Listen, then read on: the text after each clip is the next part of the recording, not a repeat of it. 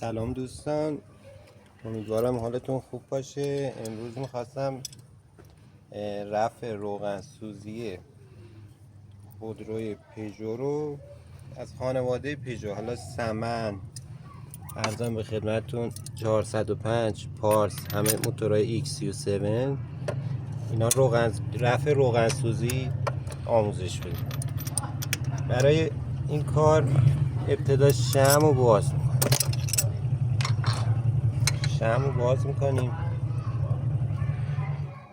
چون در 80% موارد کربن دور رینگا رو میگیره و نمیذاره رینگا کاملا باز بشه و موتور دچار روغن سوزی یا بخار میشه. شمع رو باز میکنیم. خب چیزی که نیاز داریم یه سرنگه و روغن ترمز. توی هر سیلندر یه دری روغن ترمز کافیه بریزیم.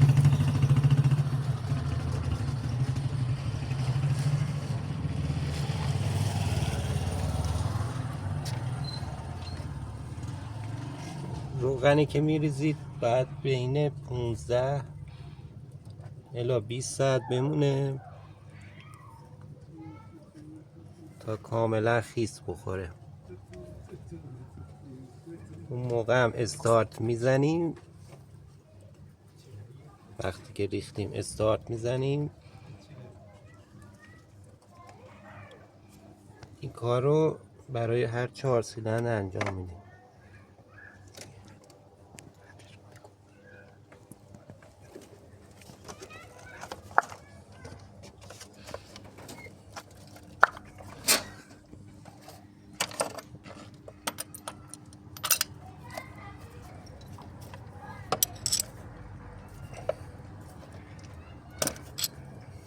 وقتی این کار رو توی هر 4 سیلندر انجام دادید، همینجوری که شمع بازه یه استارت میزنی تا روغن های اضافه بریزه بیرون که بعدا شمعتون خیس نکنه.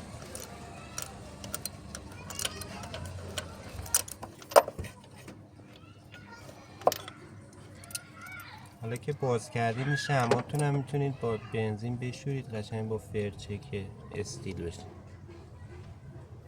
ببینید این بخار روغن کامل از بین میره.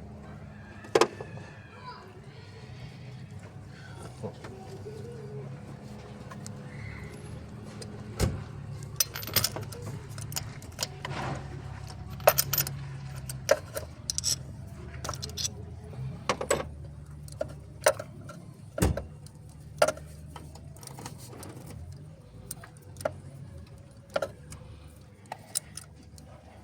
وقتی که 15 الی 20 ساعت گذشت، موقع استارت زدن و روشن شدن یه دود غلیظی میکنه ماشین. هیچ مشکل نداره. حسابی گازش بدید، بعد از 1-2 دقیقه دودش تموم میشه.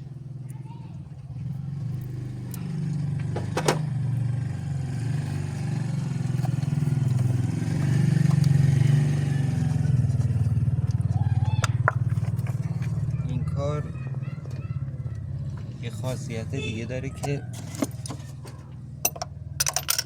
کمپرس سیلندر بالا میبره. یعنی اگه یه کمپرس سنج ببندی، عدد قبل از این کار و بعد از این کار حدوداً 20 تا 30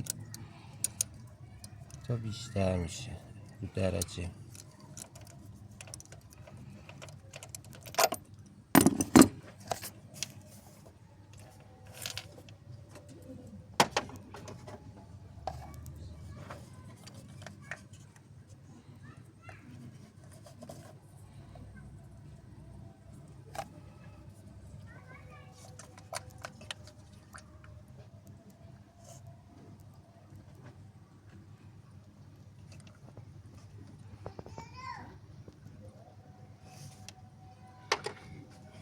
حالا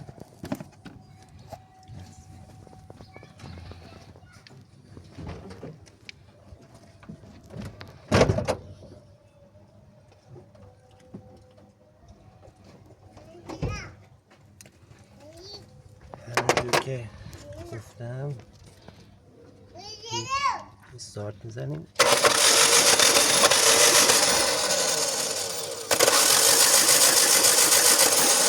دقت کنید روغن اضافی بیرون میپاشه و بعد شمع رو میبرم. امیدوارم از این ویدیو لذت برده باشید.